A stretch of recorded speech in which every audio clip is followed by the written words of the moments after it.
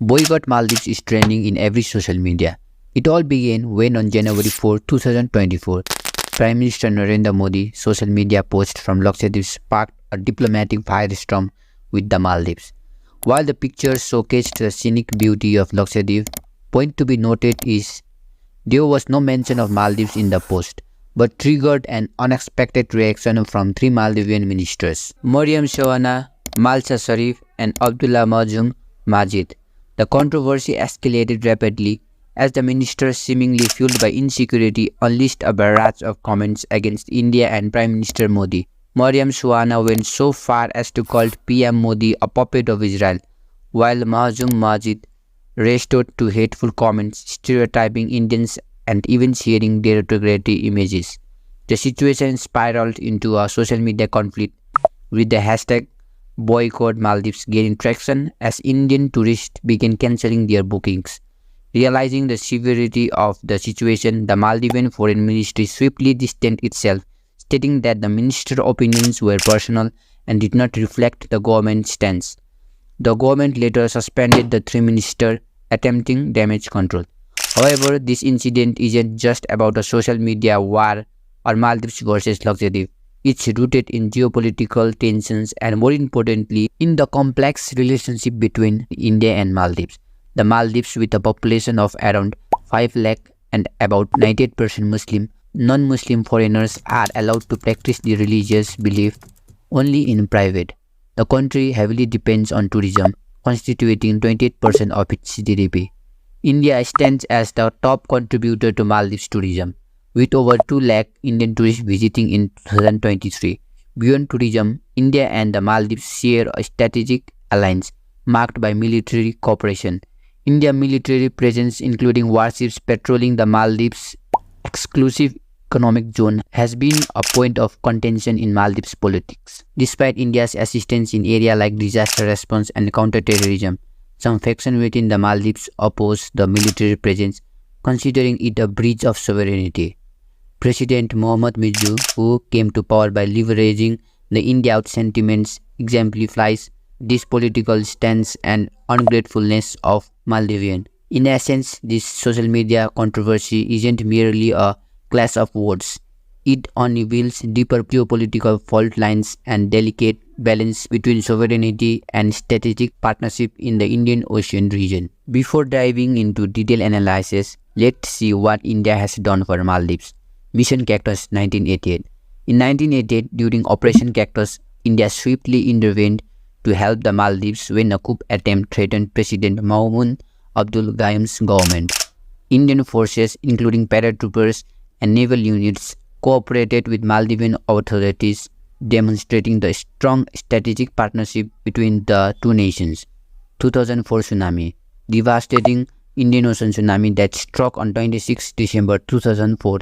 India played a crucial role in providing assistance. India was first to deploy relief teams, medical aid, emergency supplies, and financial aid to support the reconstruction of infrastructure to the Maldives. Helped in 2014 water crisis, supplied free vaccine during COVID-19 pandemic, help in socio-economical development like infrastructure development, Rajiv Gandhi Memorial Bridge, Indira Gandhi Memorial Hospital expansion, helped in coastal surveillance radar system. India provided 2 Dhruv advanced light helicopters to the Maldives. The first helicopter was gifted in 2010 and the second was donated in 2015. These helicopters were part of India's assistance to Maldives in enhancing its capabilities for tasks such as search and rescue operations, medical evacuations, and transport between islands.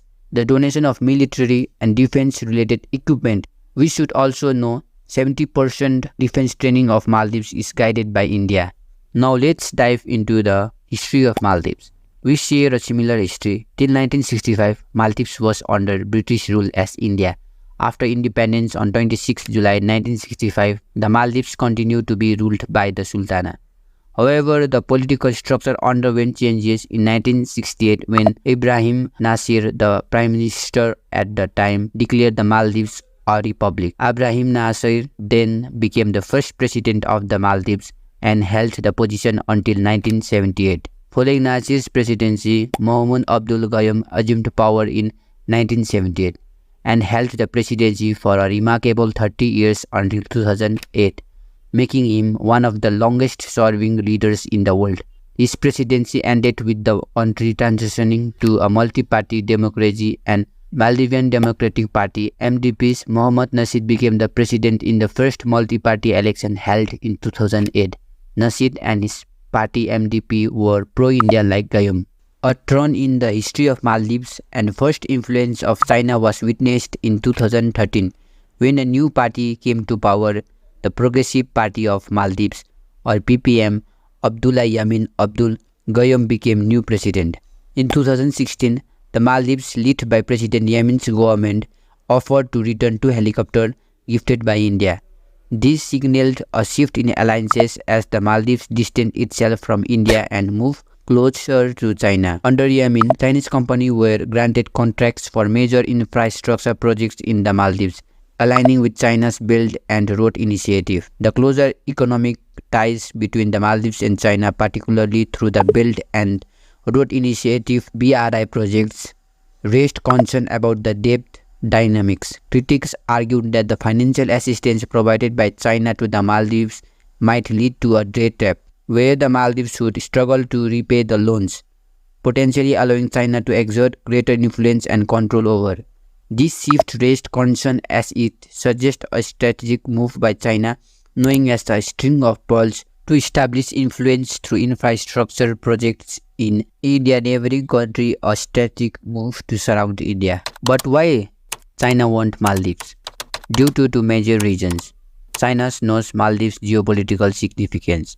With only 300 square kilometers of land, one of the world's most geographically dispersed countries, straddling a 960-kilometer long submarine ridge in the Indian Ocean. The ridge forms a significant barrier, and the only safe passages for ships are located at the southern and northern ends of island chain.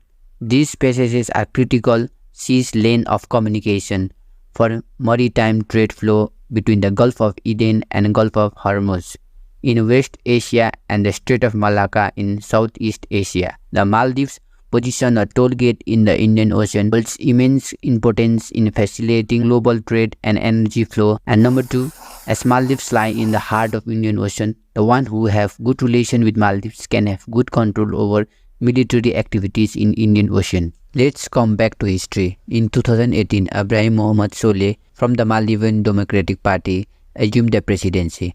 A key move in his early days was to extend the contract for Indian helicopters that his predecessor Yamin has considered sending back.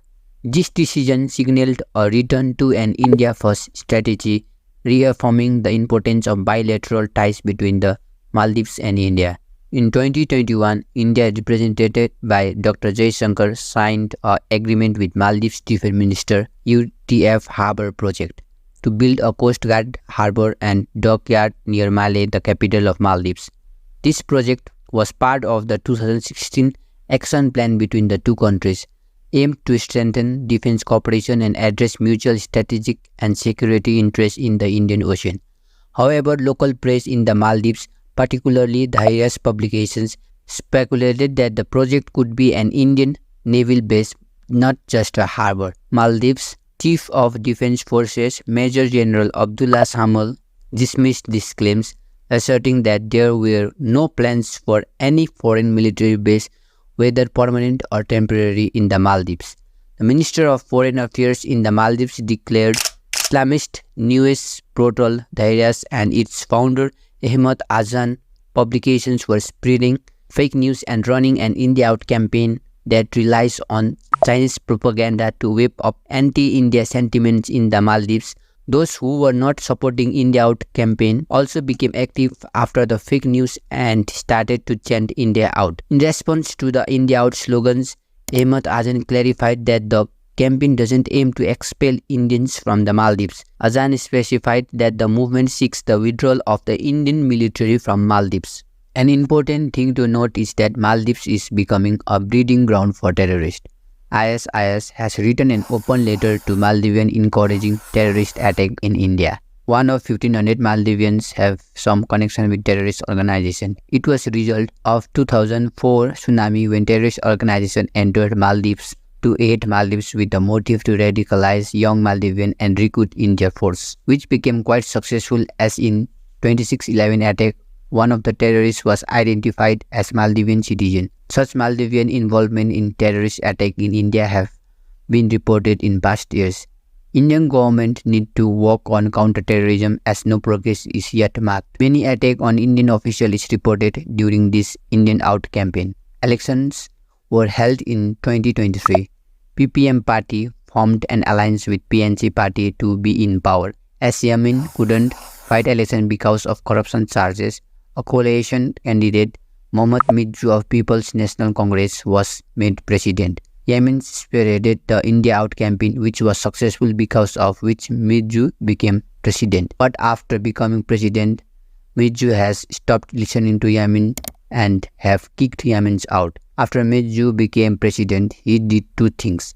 Whenever Maldives' new president is elected, his first trip is to India, but he first visited to Turkey, now to China. His government officially announced that Maldives has 77 Indian military personnel, and as promised in his speech before election, Midju announced that India would have to remove all its military officials from Maldives. On 10th January, after this controversy began, President Midju extended an invitation to Chinese tourists to visit Maldives, since Indians started boycotting the country. You see, the real conflict is about the internal pro-India and pro-China political party in Maldives.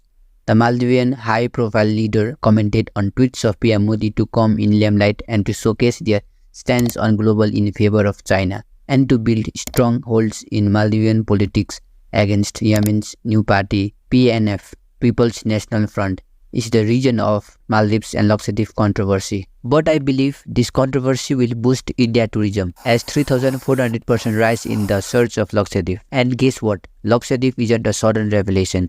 It's part of a grand scheme to develop 100 islands for ecotourism. If you want to be part of Abhinay in Talks YouTube family, consider subscribing and share with your friends. See you in the next video.